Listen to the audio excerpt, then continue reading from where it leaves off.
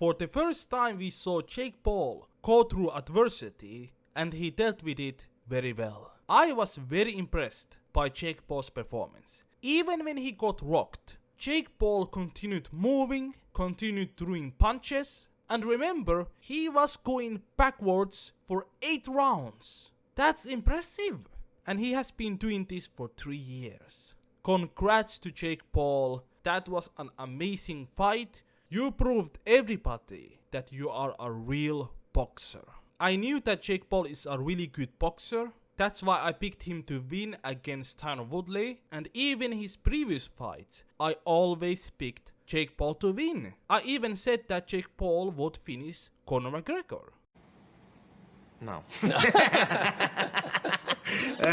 So many people are saying that this fight was rigged. Because Tyron Woodley did hurt Jake Paul, but for some reason he didn't go for the finish. He let Jake Paul to recover.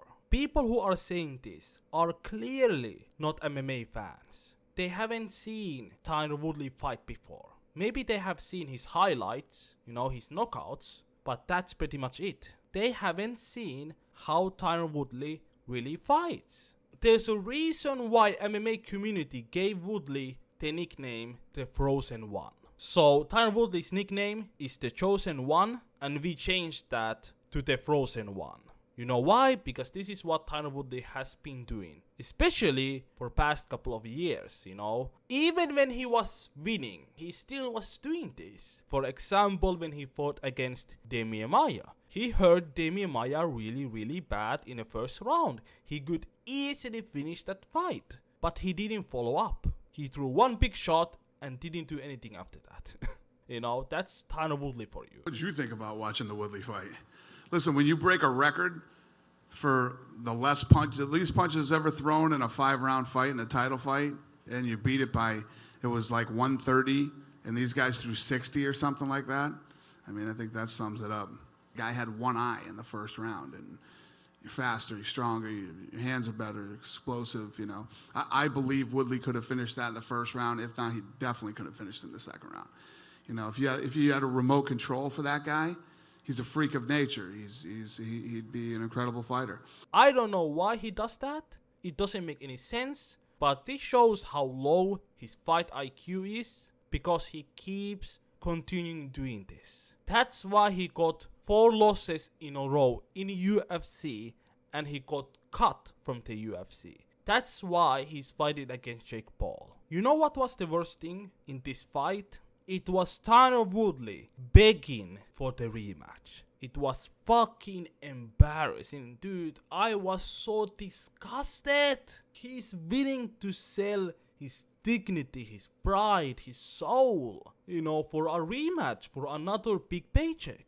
It was fucking embarrassing to see, because if I did the same thing, if I said that I will tattoo I love Jake Paul in my body to get to fight Jake Paul, it's understandable. You know why? I'm not rich. I'm just a regular guy. So if I'm able to get $1 million or more against Jake Paul, yes, I will tattoo whatever to my body, because that paycheck will change not just my life, also my family's life. That's a huge paycheck, But the thing with Tyron Woodley is that he has already made millions. He's a former UFC champion. He made all this money, but he was horrible with money. He spent all his money. Colby Covington did expose that he has issues, with money, and that's why you see Tyron Woodley getting this desperate. Like, it was fucking embarrassing, dude. You sold your soul in front of millions of people, in front of everybody.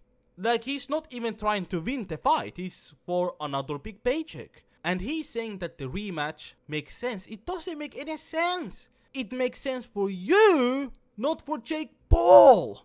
Jake Paul beat you almost every round, pretty convincingly. Why the hell he would go for the rematch? It doesn't make any sense for him. But here you are, 40-year-old man, selling his soul to fight a 24-year-old YouTuber boxer.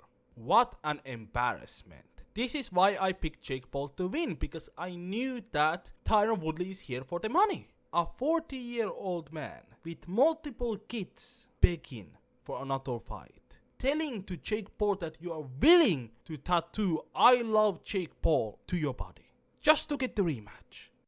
I disapprove 100%. Who you guys wanna see Jake Paul fight next?